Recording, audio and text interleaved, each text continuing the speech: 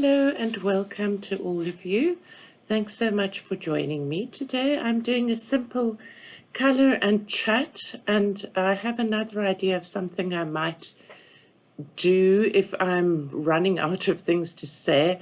I'm doing a simple straight flat coloring of this cute picture by Tabitha Barnet, Tabby Barnet. It's from an old book called Broken Circles, which was published in 2018. I am busy trying to fulfill all the prompts for Jamie's breakdown prompts for August, and one of them was back to school, and I thought this picture fitted that very nicely. I've done all the rest of them, so bit by bit I'm getting them. I haven't put them on Instagram yet. I will do, and then I'll share them all with you in my what I colored this month, which is actually going to end up being a what I colored in July and August, because I didn't do a what I colored in July because I'd colored so little. So I'm going to mix it up and put both months together. I'm just using these markers. They're very inexpensive markers. I actually can't remember the name. I think it's touch markers. It's what I usually use. And funnily enough, for the straight kind of coloring, I tend to prefer this little bullet nib to the brush nib. I've always liked the brush nib more, but I just feel like I have more control. I was listening to an audiobook as I was coloring this. It's an audiobook by Peter Granger. Have any of you read any of his books? He tends to write detective series, but the last two I've read are Willows and Lane, which is an older lady and then a younger lady that sort of end up doing some private detecting, very British, and I really do enjoy it. I love my audiobooks, so that's what I was doing as I was listening to this and having a really, really nice, relaxing time. So, how is everybody? I'd love to hear from you. Are you all well? Are you colouring up a storm? Are you too busy to colour? If you're in the Northern Hemisphere, have all your children gone back to school now? Must be really busy for you if you've been trying to get the kids ready for school. I remember those times so much. I remember even as a kid, we all wore school uniforms. We still do mostly in South Africa. And I used to love getting my new uniform and laying it all out. And I just loved how white my little white bobby socks were when they were brand new. And funny things like that, that one still remembers. I mean, it was so long ago that when I was at school, we still had school hats, do you believe? It was, and there was all these rules about how short your dress may be or how long it had to be, and we'd have uniform inspection where we had to kneel on the desk and the teacher would measure it with a ruler, and it had to be only so many inches above the knee, and if it wasn't, you got into big trouble. It was a girls-only school and very kind of proper, but I was actually very happy there. I made a bit of a mistake on the one there and started with orange where I wanted to do yellow. I thought I'd do one orange and one yellow stripe. I've printed this on paper that I always use for markers. It's a very smooth, actually color printer paper. It's for color printing, and I find it works really well for my markers. It's an HP paper. I won't link it because I think it's a South African brand. I don't know if it's available on Amazon, but I find it really good for markers. If you happen to live in South Africa and you're looking for a nice A4 size paper that's great for just plain marker coloring, then let me know in the comments. And if you live in the United States or the UK or Australia and you have a favorite paper for markers, please also let me know. I love knowing about different papers. I've been listening and watching quite a few YouTube videos, and I feel like I've been really lucky with all of you wonderful people that watch my videos, in that I've been so blessed to not have had to deal with any nastiness, and I'd really like to thank you all so much for that. I've both seen and heard from other YouTubers that they often have some difficult things to deal with, and I think I would find that really upsetting. So I'm very grateful to all of you to not say nasty things. I don't mind if you leave me suggestions, but I always do enjoy some polite kindness. I was wondering if you find this lighting any better. I've bought a new ring light, which I've got behind me. So I've actually got 3 lights on this at the moment, and I'm just hoping that it's helped a little bit. I went to a shop that sells kind of gadgets and things, and I saw something that I'm keen to buy for my filming, which is, I have this at the moment, this strange contraption that I've got connected to a shelf above my desk, and it hangs down, and I clip my mobile into it and I film on that, and I sort of hang it down over where I'm filming and struggle in a way to get it exactly where I want it. And I saw at this gadget shop a desktop thing with a very similar idea, but with a firm kind of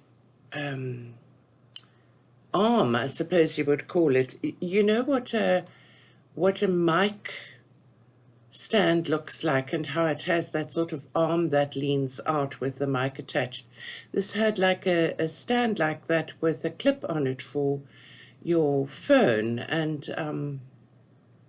I'm going to, once I'm saving up for it, and once I've got enough, then I'm going to try that.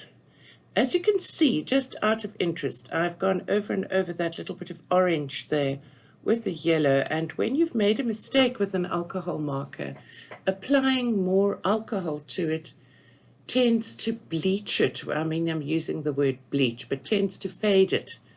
And so you can't really, it just looks like a bit of a shadow, see now where that orange was. So this particular video is going to be really, really long if I do it all in real time. And I can't quite decide whether I should or whether I shouldn't. I think maybe for once in my life I'm going to actually allow the whole thing to go up in real time. It's there are a few places where I've left gaps in the filming, and I just color along, carry on coloring. Sorry, I can't speak. But what I had thought of doing while I'm coloring is reading you a story. I have recently found that there are all of these copyright-free books on, it's called Project Gutenberg, and all sorts of things that are past their copyright date are available as free ebooks, and they're copyright free, and they say that they can be used in any way that you wish. So I've downloaded a short story by Agatha Christie. It was released in January, it was released to be a free ebook on January the 13th, 2022, but it is from the Blue Book magazine from June of 1924. So I think that's rather lovely. And I thought I will read this story to you, and I hope that my reading is not too terrible. I hope that you can follow what I'm saying and that it's something that you enjoy. Right, so here goes. The Hunter's Lodge Case by Agatha Christie. After all, murmured Poirot, it is possible that I shall not die this time. Coming from a convalescent influenza patient, I hailed the remark as showing a beneficial optimism. I myself had been the first sufferer from the disease. Poirot, in his turn, had gone down. He was now sitting up in bed, propped up with pillows. Yes, yes, my little friend continued. Once more shall I be myself again, the great Hercule Poirot, the terror of evildoers. Figure to yourself, mon ami, that I have a little paragraph to myself in society gossip. But yes, here it is. And it reads, Go it, criminals all out, Hercule Poirot, and believe me, girls, he is some Hercules. Our own pet society detective can get a grip on you. 'Cause why? 'Cause he's got la grippe himself. I laughed. Good for you, Poirot. You are becoming quite a public character, and fortunately you haven't missed anything of particular interest during this time. That is true. The few cases I have had to decline did not fill me with any regret. Our landlady stuck her head in at the door. There's a gentleman downstairs. Says he must see Monsieur Poirot or you, Captain, seeing as he was in a great to-do, and with all that quite the gentleman. I brought up his card. She handed me the bit of pasteboard. It said, The Honorary Roger Havering, I read. Poirot motioned with his head toward the bookcase, and I obediently pulled forth the Who's Who, took it from me, and scanned the pages rapidly. It's second son of the 5th Baron Windsor, married 1913, Zoe, 4th daughter of William Crabbe. I said, I rather fancy that's the girl who used to act at the Frivolity, only she called herself Zoe Carisbrook. I remember she married some young man about town just before the war. Would it interest you, Hastings, to go down and hear what our visitor's particular trouble is? Make him all my excuses. Roger Havering was a man of about 40, well set up, and of smart appearance. His face, however, was haggard, and he was evidently labouring under great agitation. Captain Hastings, you are Monsieur Poirot's partner, I understand? It is imperative that he should come with me to Derbyshire today. I'm afraid that's impossible, I replied. Poirot is ill in his bed. Influenza. His face fell. Dear me, that is a great blow to me. The matter on which you want to consult him is serious? My God, yes. My uncle, the best friend I have in the world, was foully murdered last night. Here in London? No, in Derbyshire. I was in town and received a telegram from my wife this morning.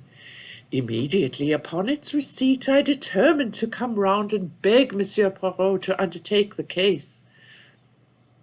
If you will excuse me a minute, I said, struck by a sudden idea.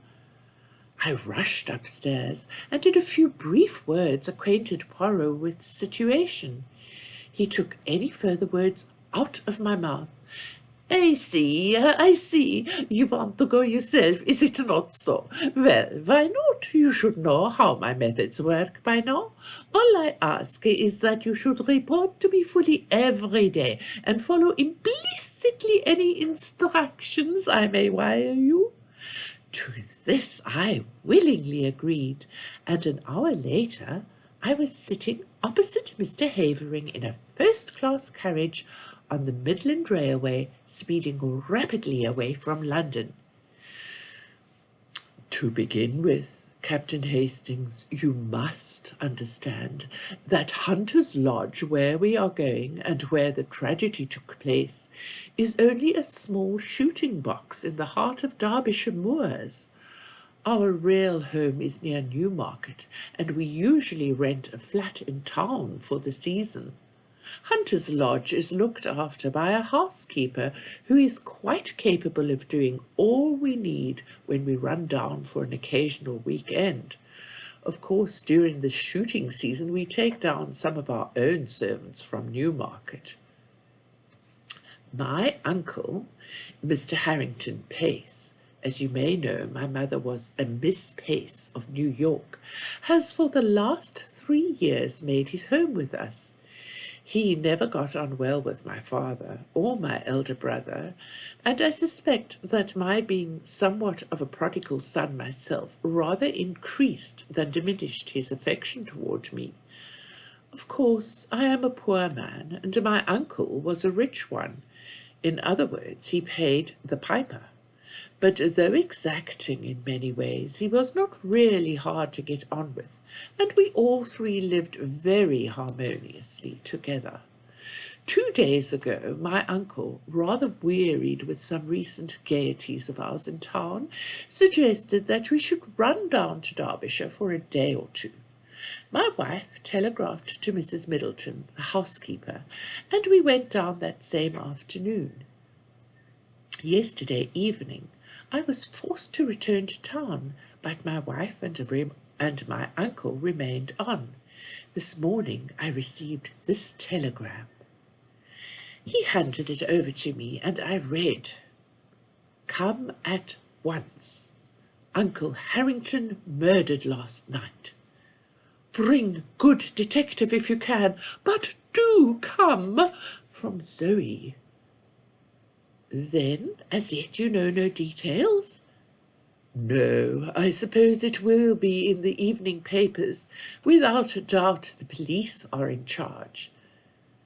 It was about 3 o'clock when we arrived at the little station of Elmersdale. From there, a 5-minute drive brought us to a small grey stone building in the midst of the rugged moors. A lonely place, I observed. Havering nodded. I shall try and get rid of it. I could never live here again.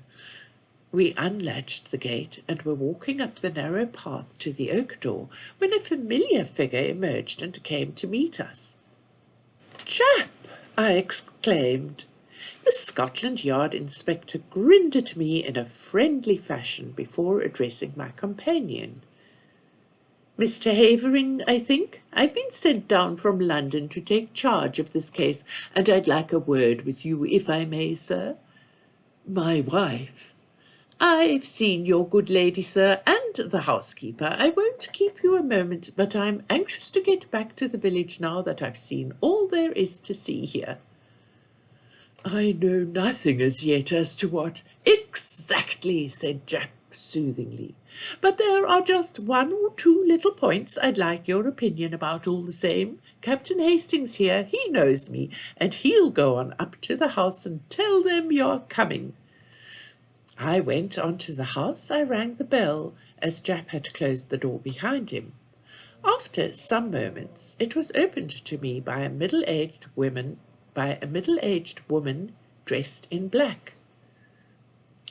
"Mr. Havering will be here in a moment," I explained. "He has been detained by the inspector. I have come down with him from London to look into the case. Perhaps you can tell me briefly what occurred last night." "Come inside, sir." She closed the door behind me, and we stood in the dimly lighted hall. "It was after dinner last night, sir, that the man came. He asked to see Mr. Pace, sir, and seeing that he spoke the same way, I thought it was an American gentleman friend of Mr. Pace's, and I showed him into the gun-room, and then went to tell Mr. Pace. He wouldn't give no name, which of course was a bit odd now I come to think of it. I told Mr. Pace, and he seemed puzzled-like, but he said to the mistress, "Excuse me, Zoe, while I just see what this fellow wants." He went off to the gun room, and I went back to the kitchen, but after a while I heard loud voices as if they were quarrelling, and I came out into the hall. At the same time, the mistress, she come out too, and just then there was a shot, and then a dreadful silence. We both ran to the gun-room door, but it was locked, and we had to go round to the window. It was open, and there inside was Mr. Pace, all shot and bleeding. What became of the man? He must have got away through the window, sir, before we got to it. And then Mrs. Havering sent me to fetch the police. 5 miles to walk it was. They came back with me, and the constable, he stayed all night, and this morning the police gentleman from London arrived. What was this man like who called to see Mr. Pace? The housekeeper reflected. He had a black beard, sir, and was about middle-aged, and had on a light overcoat. Beyond the fact that he spoke like an American, I didn't notice much about him. I see. Now, I wonder if I can see Mrs. Havering. She's upstairs, sir. Shall I tell her? If you please, tell her that Mr. Havering is outside with Inspector Japp, and that the gentleman he has brought back with him from London is anxious to speak to her as soon as possible. Very good, sir. I was in a fever of impatience to get at all the facts. Japp had 2 or 3 hours' start of me, and his anxiety to be gone had me keen to be close at his heels. Mrs. Havering did not keep me waiting long. In a few minutes I heard a light step descending the stairs, and looked up to see a very handsome young woman coming toward me. She wore a flame-coloured jumper that set off the slender boyishness of her figure. On her dark head was a little hat of flame-coloured leather. Even the present tragedy could not dim the vitality of her personality. I introduced myself, and she nodded in quick comprehension. Of course, I have often heard of you and your colleague, Monsieur Poirot. You have done some wonderful things together, haven't you? It was very clever of my husband to get you so promptly. Now, will you ask me questions? That is the easiest way, isn't it, of course, getting to know all you want to about this dreadful affair? Thank you, Mrs. Havering. Now, what time was it that this man arrived? It must have been just before 9 o'clock. We had finished dinner, and we were sitting over our coffee and cigarettes. Your husband had already left for London? Yes, he went up by the 6:15. Did he go by car to the station, or did he walk? Our own car isn't here. One came out from the garage in Elmersdale to fetch him in time for the train. Was Mr. Pace quite his usual self? Absolutely, most normal in every way. Now, can you describe this visitor at all? I'm afraid not. I didn't see him. Mrs. Middleton showed him straight into the gun-room, and then came to tell my uncle. What did your uncle say? He seemed rather annoyed, but went off at once. It was about 5 minutes later that I heard the sound of raised voices. I ran out into the hall and almost collided with Mrs. Middleton. Then we heard the shot. The gun-room door was locked on the inside, and we had to go round the house to the window. Of course, that took some time, and the murderer had been able to get well away. My poor uncle," her voice faltered, "had been shot through the head. I saw at once that he was dead, and I sent Mrs. Middleton for the police straight away. I was careful to touch nothing in the room, but to leave it exactly as I had found it." I nodded approval. "Now, as to the weapon, well, I can make a guess at it, Captain Hastings. A pair of revolvers of my husband's were mounted upon the wall. One of them is missing. I pointed this out to the police, and they took the other one away with them. When they have extracted the bullet, I suppose they will know for certain. May I go to the gun room?" "Certainly. The police have finished with it, but the body has been removed." She accompanied me to the scene of the crime. At that moment, having entered the hall, and with a quick apology, his wife ran to him. I was left to undertake my investigations alone. I may as well confess at once that they were rather disappointing. In detective novels, clues abound, but here I could find nothing that struck me as out of the ordinary, except a large blood stain on the carpet where I judged the dead man had fallen. I examined everything with painstaking care, and I took a couple of pictures of the room with my little camera, which I had brought with me. I also examined the ground outside the window, but it appeared to have been so heavily trampled that I judged it was useless to waste my time over it. Now I had seen all that Hunter's Lodge had to show me. I must go back to Elmerdale and get into touch with Jap. Accordingly, I took leave of the Haverings and was driven off in the car that had brought us up from the station. Jap I found at the Matlock Arms, and he took me forthwith to see the body. Harrington Pace was a small, spare, clean-shaven man, typically American in appearance. He had been shot through the back of the head, and the revolver had been discharged at close quarters. "Turned away for a moment," remarked Jap, "and the other fellow snatched up a revolver and shot him. The one Mrs. Havering handed over to us was fully loaded, and I suppose the other one was also. Curious what darn fool things people do. Fancy keeping 2 loaded revolvers hanging up on your wall." "What do you think of the case?" I asked as we left the gruesome chamber behind us. "Well, I'd got my eye on Havering to begin with. Oh, yes," noting my exclamation of astonishment. "Havering has 1 or 2 shady incidents in his past. When he was a boy at Oxford, there was some funny business about the signature on one of his father's cheques. All hushed up, of course. Then he's pretty heavily in debt now, and they're the kind of debts he wouldn't like to go to his uncle about. Whereas you may be sure his uncle's will would be in his favour. Yes, I'd got my eye on him, and that's why I wanted to speak to him before he saw his wife.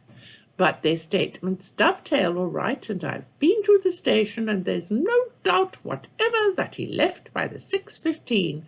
That gets up to London about 10:30. He went straight to his club, he says, and if that's confirmed all right, why, he couldn't have been shooting his uncle here at 9 o'clock in a black beard." "Ah, yes, I was going to ask you what you thought about that beard." Jap winked. "I think it grew pretty fast, grew in the 5 miles from Elmersdale to Hunter's Lodge. Americans that I've met are mostly clean-shaven. I questioned the housekeeper first and then her mistress, and their stories agree all right. But I'm sorry Mrs. Haverings didn't get a look at the fellow. She's a smart woman, and she might have noticed something that would set us on the track." I sat down and wrote a minute and lengthy account to Poirot. I was able to add various further items of information before I posted the letter. The bullet had been extracted and was proved to have been fired from a revolver identical in size to the one held by the police. Furthermore, Mr. Havering's movements on the night in question had been checked and verified, and it was proved beyond doubt that he had actually arrived in London by the train in question. And thirdly, a sensational development had occurred. A city gentleman living at Ealing, on crossing Haven Green to get to the district railway station that morning, had observed a brown paper parcel stuck between the railings. Opening it, he found that it contained a revolver. He handed the parcel over to the local police station, and before night it was proved to be the one we were in search of, the fellow to that given to us by Mrs. Havering. One bullet had been fired from it. All this I added to my report. A wire from Poirot arrived while I was at breakfast the following morning. Of course, black-bearded man was not Havering. Only you or Jap would have such an idea.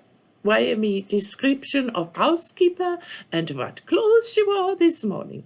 Same of Mrs. Havering. Do not waste time taking photographs of interiors. They are underexposed and not in the least artistic.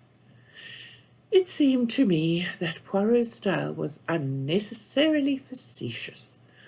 I also fancied he was a shade jealous of my position on the spot, with full facilities for handling the case. His request for a description of the clothes worn by the two women appeared to me to be simply ridiculous, but I complied as well as I, a mere man, was able to. At 11, a reply wire came from Poirot. Advise Jap, arrest housekeeper before it is too late. Dumbfounded, I took the wire to Jap. He swore softly under his breath. Is that good, Mr. Poirot? If he says so, there's something in it. And I hardly noticed the woman. I don't know that I can go so far as arresting her, but I'll have her watched. We'll go up right away and take another look at her. But it was too late. Mrs. Middleton, that quiet, middle-aged woman who had appeared so normal and respectable, had vanished into thin air. Her box had been left behind. It contained only ordinary wearing apparel. There was no clue in it to her identity or as to her whereabouts. From Mrs. Havering we elicited all the facts we could. I engaged her about 3 weeks ago, when Mrs. Emery, our former housekeeper, left. She came to me from Mrs. Selborne's agency in Mount Street, a very well-known place. I get all my servants from there. They sent several women to see me, but this Mrs. Middleton seemed much the nicest, and had splendid references. I engaged her on the spot, and notified the agency of the fact. I can't believe that there was anything wrong with her. She was such a nice, quiet woman. The thing was certainly a mystery.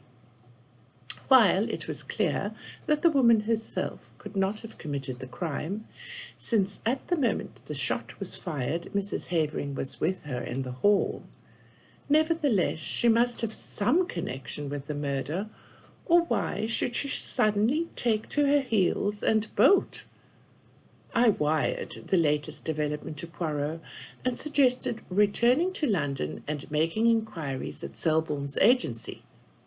Poirot's reply was prompt. Useless to inquire at the agency. They will have never heard of her. Find out what vehicle took her up to Hunter's Lodge when she first arrived there. Though mystified, I was obedient. The means of transport in Elmersdale were limited. The local garage had 2 cars, and there were 2 station flys. None of these had been requisitioned on the date in question. I may also mention that inquiries at the agency in London bore out Poirot's prognostication. No such woman as Mrs. Middleton had ever been on their books. They had received the honorary Mrs. Havering's application for a housekeeper and had sent her various applicants for the post. When she sent them the engagement fee, she omitted to mention which woman she had selected. Now, this is Elizabeth making an interim comment here, Liz. It says here in the magazine, it is suggested that the reader pause in his perusal of the story at this point, make his own solution of the mystery, and then see how close he comes out to that of the author. And that is from the editors. So now I continue with the story.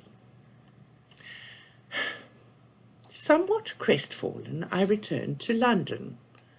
I found Poirot established in an armchair by the fire. He greeted me with much affection.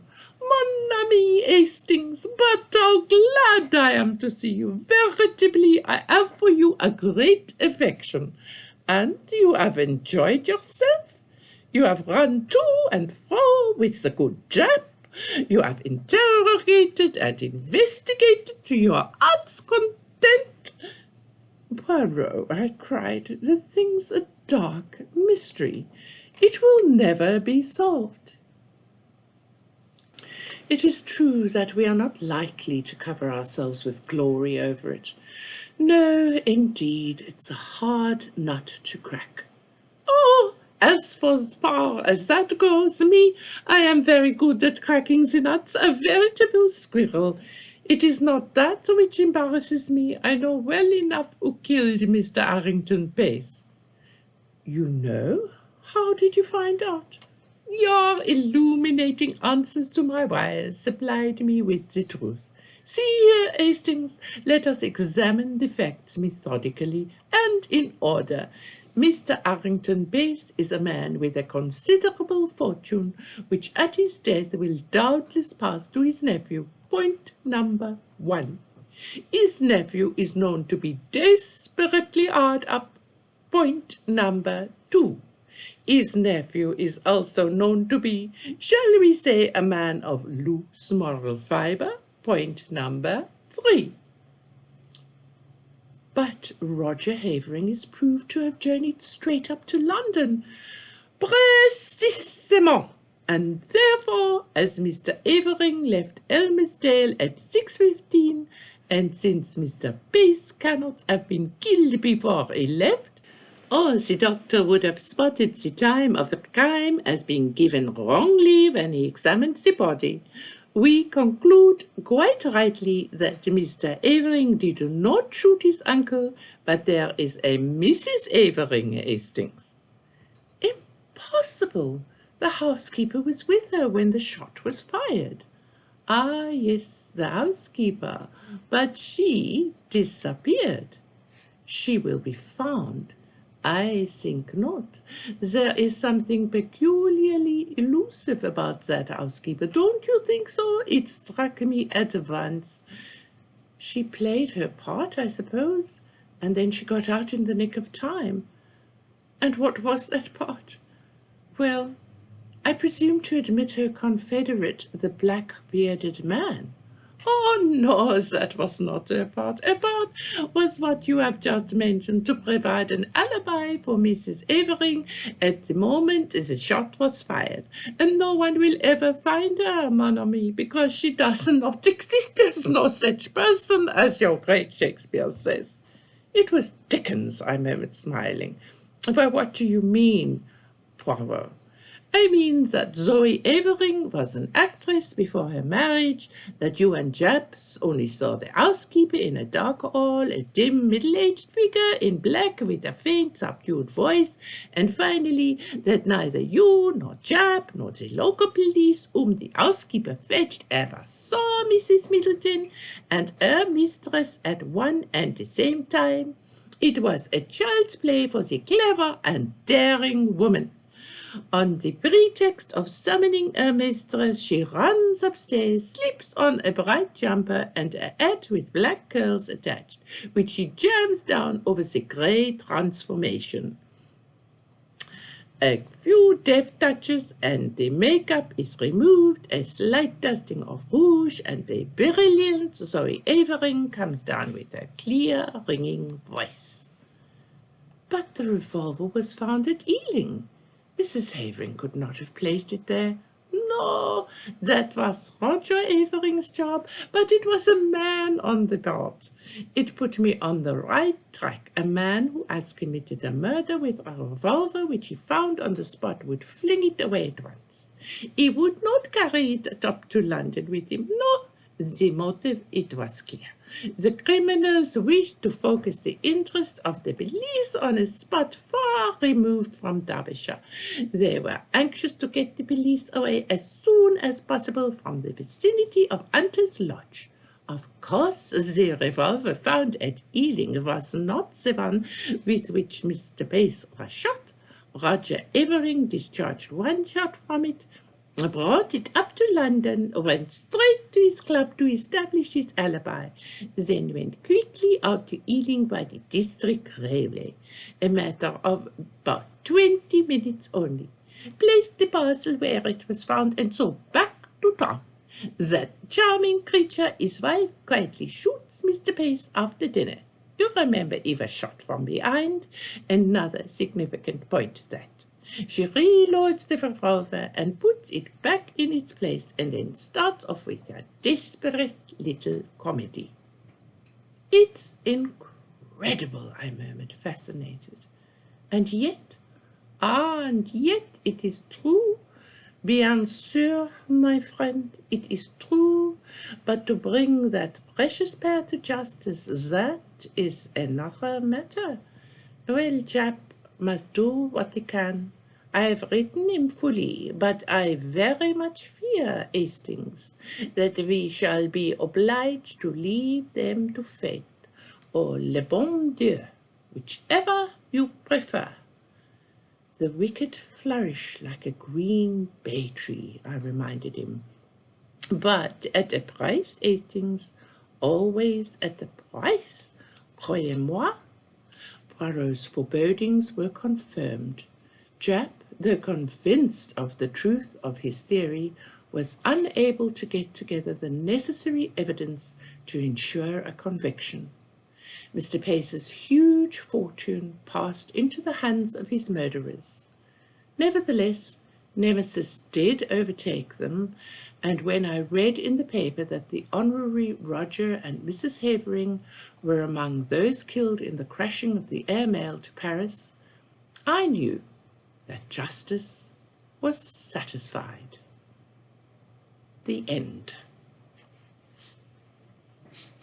I do hope that you have enjoyed my little rendering of this copyright-free version, and I remind you that it comes from the Project Gutenberg ebook, which is copyright-free, and if you're interested in looking up other ebooks or anything of that nature, all I did was type in copyright-free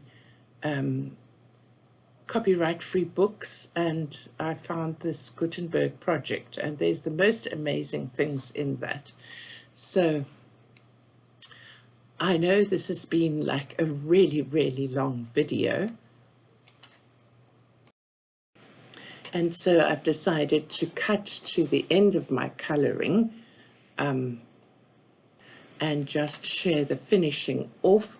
I've done this with gel pens as well as all of my markers that I used, and I really enjoyed coloring this little piece. I thought it was such fun. I must do some more of these broken circles.